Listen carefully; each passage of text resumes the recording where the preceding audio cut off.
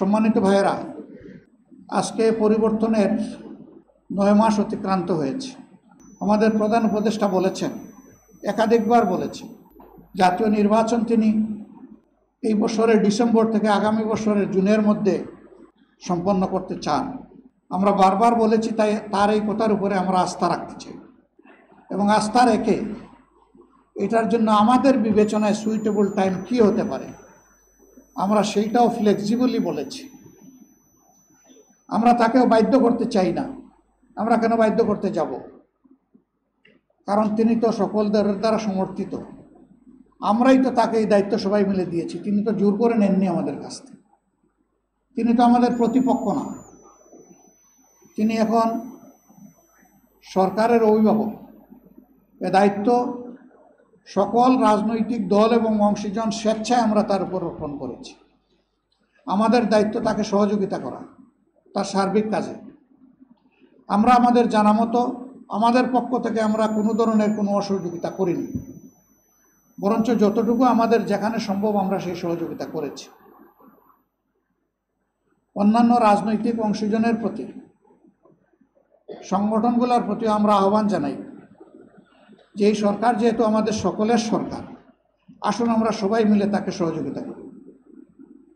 সবাই মিলে যদি সহযোগিতা করি আর সরকারও যদি স্বতঃস্ফূর্তভাবে আমাদের সহযোগিতা গ্রহণ করেন, তাহলে আমরা মনে করি যে সমস্যা যাই সামনে আসুক, সমাধান তার অতি সহজ।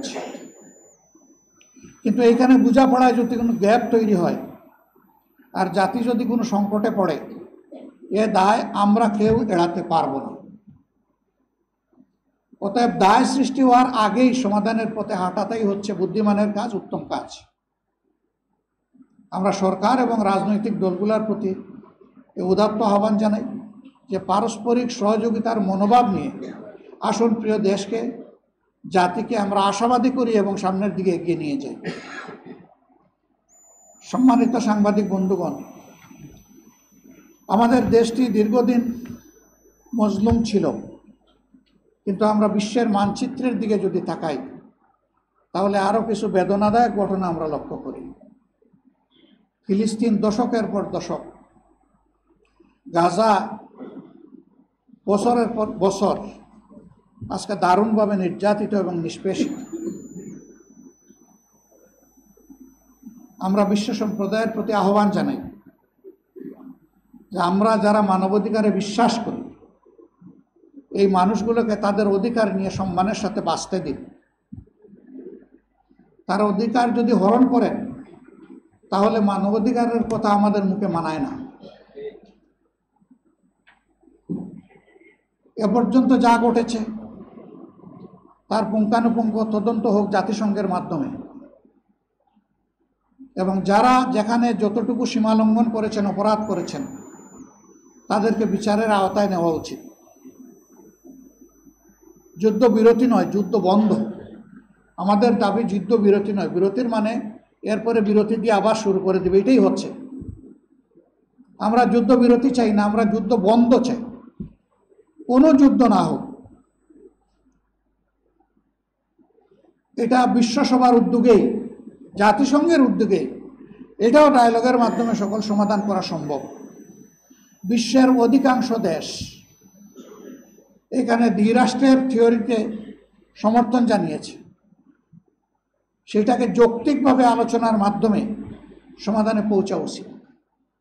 তা না করে আবাল বৃদ্ধ বনিতা, শিশু এবং নারীদের লাশ এবং রক্ত দিয়ে গোটা গাজা এবং ফিলিস্তিনকে ভরে দেওয়া হবে, এটা মানব জাতির বিবেকবান অংশ হিসেবে আমরা মানতে পারি না, কখনো মেনে নেব না।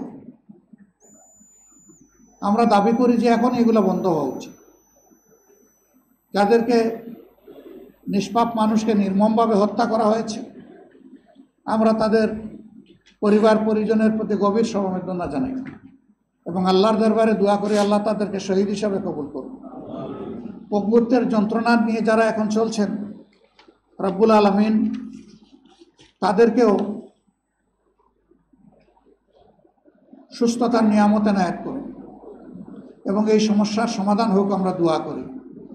সিরিয়াকে নিয়ে নতুন অনিশ্চয়তা যেটা দেখা দিয়েছে, এটা এখানেই থেমে যাওয়া উচিত। সিরিয়ার জনগণকে তাদের ভাগ্য নির্ধারণ করার সুযোগ দেওয়া উচিত। বাইরের হস্তক্ষেপ বন্ধ করা উচিত। সকল হস্তক্ষেপ বন্ধ করে আমরা নিজের দেশকে যেভাবে নিজে চালাতে চাই, সিরিয়াবাসীকেও তাদের দেশ তাদেরকে চালানোর অধিকার দেওয়া উচিত। সেখানে যে কোনো ধরনের হস্তক্ষেপ আসলেই অগ্রহণযোগ্য। আমাদের দেশ কয়েক দশক ধরে পার্শ্ববর্তী মায়ানমারের